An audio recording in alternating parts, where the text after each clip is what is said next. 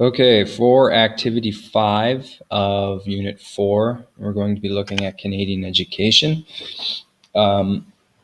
Keep track of terms and ideas throughout this one because the activity or the assignment at the end asks you to do a write-up on education, but we'll get to that.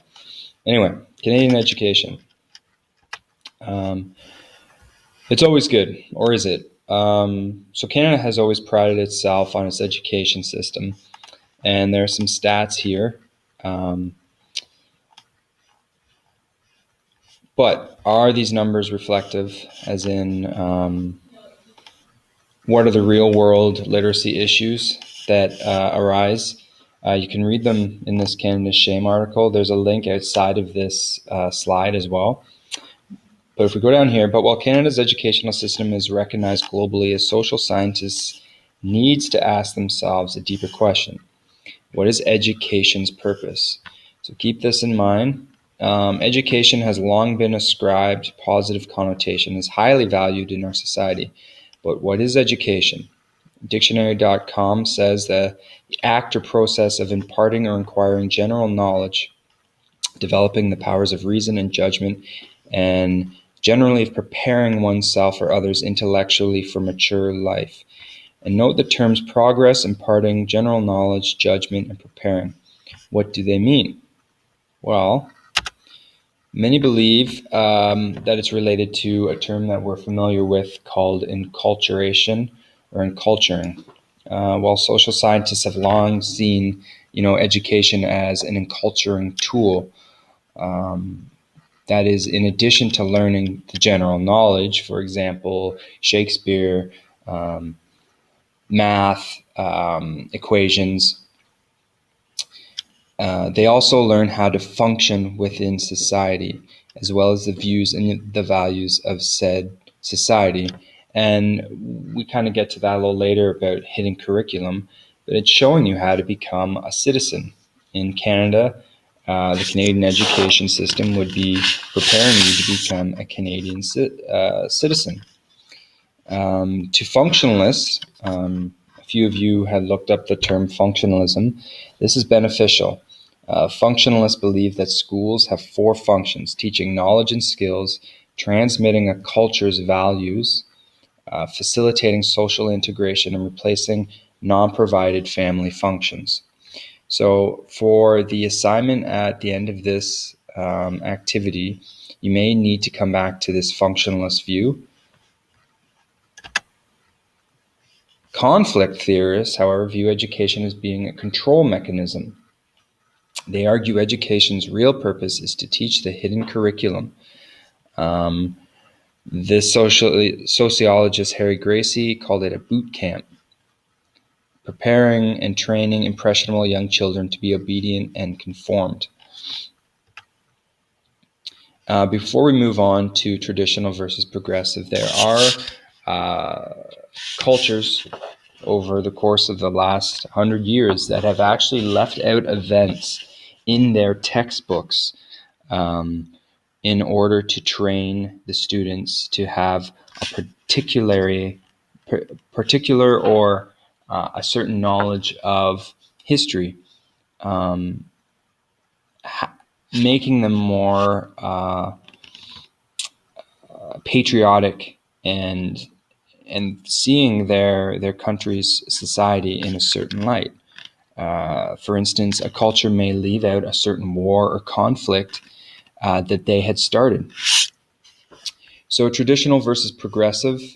If you go to slide 6, it's got a makeup here. Traditional, you've got your rows of desks, your head is down and you're writing. Progressive, which is more education that you'll see more in classrooms now, trying to show students to think critically.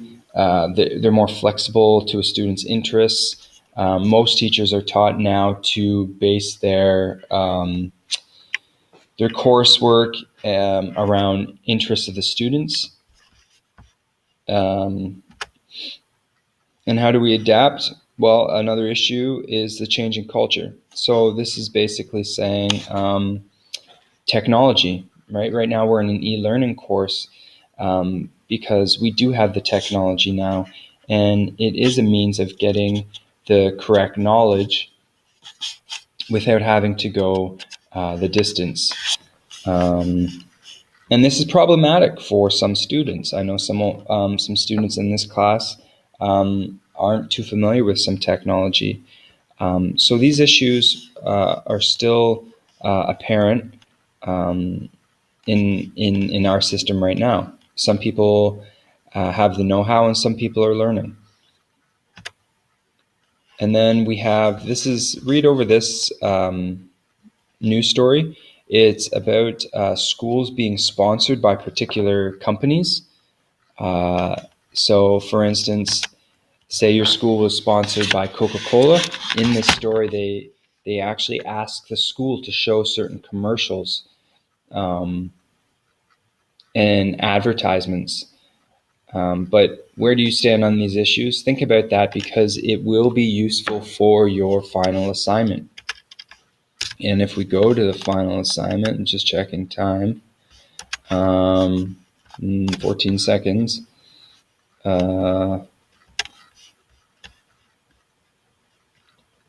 You're basically doing a write-up on technology or education.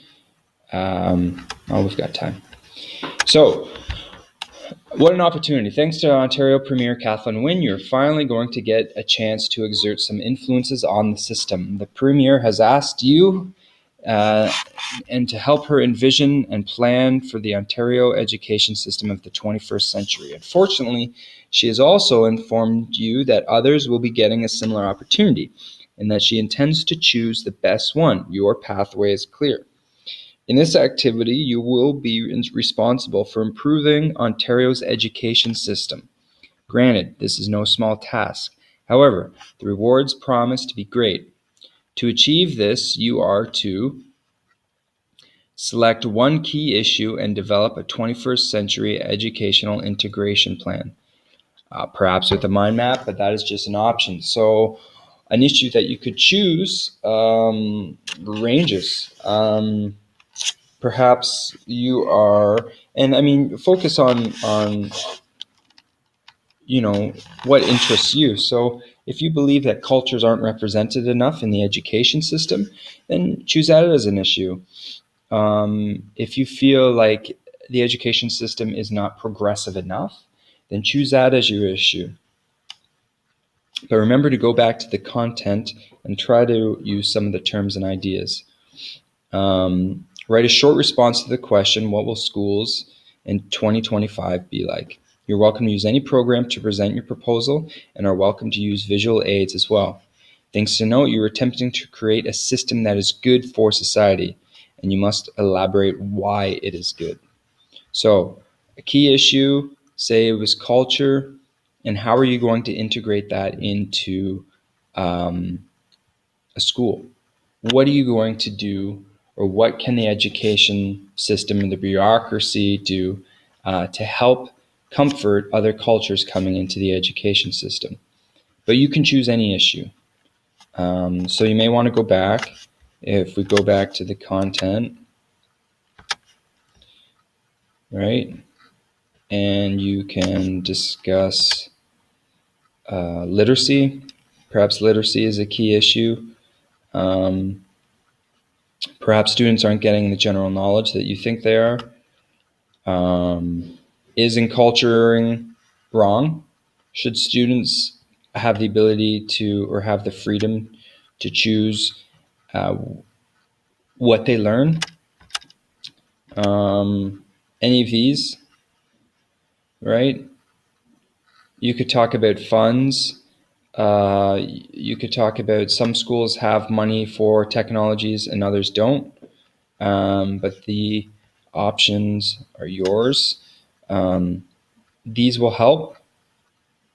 These resources, you can find an issue there. And that's it. Good luck.